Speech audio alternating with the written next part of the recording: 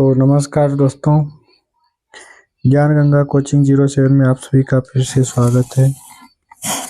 तो आज हम फिर आप सभी के बीच आ गए हैं एक नए टॉपिक के साथ। आज का हमारा टॉपिक है लिंग। आज हम लोग देखेंगे लिंग के बारे में समझने की कोशिश करेंगे। यानी आज हम जानेंगे कि लिंग होता क्या, उसके अर्थ, परिभाषा, साथ ही साथ उसके प्रकार कितने हैं, उसके बारे में जानने वाले हैं। तो वीडियो में अंत तक जरूर बने रहिए। तो चलिए हम स्टार्ट करते हैं। तो जो लिंग है उसकी परिभाषा देखते हैं। तो उसकी परिभाषा होगी, यानी लिंग शब्द की उत्पत्ति कहाँ से हुई। तो लिंग की शब्द की जो उत्पत्ति होती है या जो उसका अर्थ होता है, तो लिंग शब्द की उत्पत्ति संस्कृत भाषा से हुई है। ठीक है।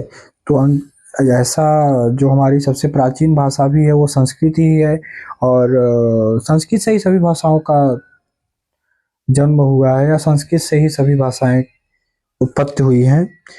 तो यहाँ पर जो हमारा लिंग है वो संस्कृत भाषा से है, और जिसका अर्थ होता है कि चिन्ह। अर्थात लिंग संस्कृत भाषा का शब्द है जिसका अर्थ चिन्ह है, और जिस चिन्ह के द्वारा हमें यह ज्ञात हो या यह ज्ञान हो कि जो शब्द है वो पुरुष जाति का है या स्त्री जाति का है, उसे हम लिंग कहते हैं। अर्थात जिन चिन्हों के द्वारा हमें यह जाना जाए या जो भी शब्द है या अमुक शब्द होता है वो पुरुष जाति का है या स्त्री जाति का, इसके बारे में अगर जो ज्ञान कराता है उसे हम लिंग कहते हैं। दूसरे शब्द में हम ये कह सकते हैं कि जो संज्ञा के जिस रूप से हमें पुरुषत्व या स्त्रीत्व का बोध हो उसे हम लिंग कहते हैं। यानी जिन शब्दों के द्वारा हमें यह ज्ञात होता है कि वह पुरुष है या स्त्री जाति का है, यानी सामान्यतः मान लीजिए कि वह किस जाति में है। अब जो लिंग होते हैं वो मुख्य रूप से दो ही प्रकार के होते हैं, पुरुषत्व है कि स्त्री, यानी पुरुष जाति का है कि स्त्री जाति का। ठीक है। जैसे मान लीजिए ऐसे क्या होता है कि बालक बालिका, मान लीजिए फॉर एग्जाम्पल बालक और बालिका ले लिया गया, कवि या कवित्री, लेखक या लेखिका। ठीक है।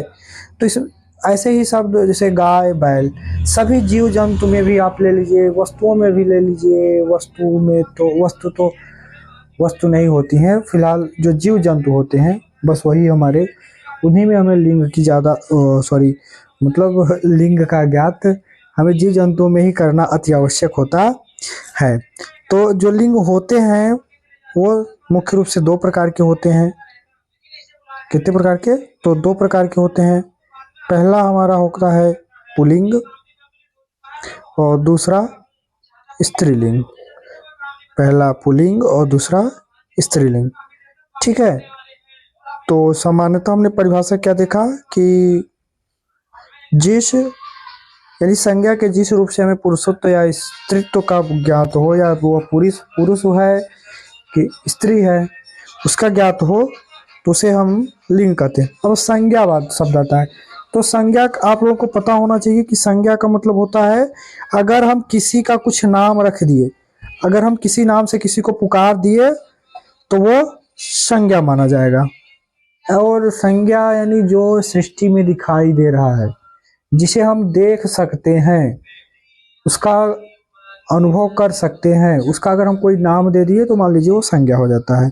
तो संज्ञा के जिस रूप से स्त्रीत्व का बोध होता है या पुरुषत्व का बोध होता है वही लिंग कहलाता है। और जो लिंग होते हैं वो दो प्रकार के होते हैं। पहला है आपका पुल्लिंग और दूसरा है स्त्रीलिंग। चलिए हम अब किसे पुल्लिंग और स्त्रीलिंग के बारे में भी जान लेते हैं। तो पहला आता है पुल्लिंग। तो जो पुल्लिंग है यानी जिन संज्ञा शब्दों से कल्पित पुरुषत्व का बोध हो उसे हम पुल्लिंग कहते हैं। अर्थात आप ये समझ लीजिए कि जिस शब्द से हमें यह पता हो या यह ज्ञात हो कि यह पुरुष जाति का है या पुरुषत्व का बोध होता है, वो हमारा क्या हो जाता है, तो पुल्लिंग हो जाता है। जैसे एग्जाम्पल में देख लीजिए, जैसे दिया गया है लड़का, बैल, घोड़ा, पेड़, ऐसे भी और शब्द हैं, यानी जीव जो होते हैं इसमें जितने भी लिए गए हैं तो सभी के सभी जीव हैं। ठीक है। अब ऐसा नहीं है, आप इसमें अगर किसी पर्सन का नाम भी ले लेते हैं तो अगर वो किसी पुरुष जाति का नाम लेते हैं, किसी व्यक्ति का नाम लेते हैं, अगर वो लड़का है तो उसके लिए, सॉरी मतलब अगर वो किसी व्यक्ति का नाम ले रहे हैं, अगर वो लड़का है तो वो पुल्लिंग में आ जाएगा। ठीक है। तो नाम से भी हम ज्ञात कर सकते हैं। और जो स्त्रीलिंग है ठीक इसी के विपरीत, यानी जिन संज्ञा शब्दों से यथार्थ कल्पित स्त्रीत्व का बोध हो उन्हें हम स्त्रीलिंग कहते हैं। अर्थात जिन शब्दों से हमें यह ज्ञात हो कि वह स्त्री जाति की का है। ठीक है। जैसे लड़की, गाय, लता, पेड़, जैसे पेड़ लता हो गया, पूरी। ठीक है। इसी तरह घोड़ा है तो घोड़ी, यानी ठीक उसी के विपरीत। तो आई होप आप सब लोगों को ये वीडियो जरूर पसंद आया होगा, और पसंद आया होगा तो लाइक और कमेंट जरूर कीजिएगा। फिर मिलते हैं ऐसे ही इंटरेस्टिंग वीडियो में। तो तब तक के लिए आप सभी को मेरा नमस्कार।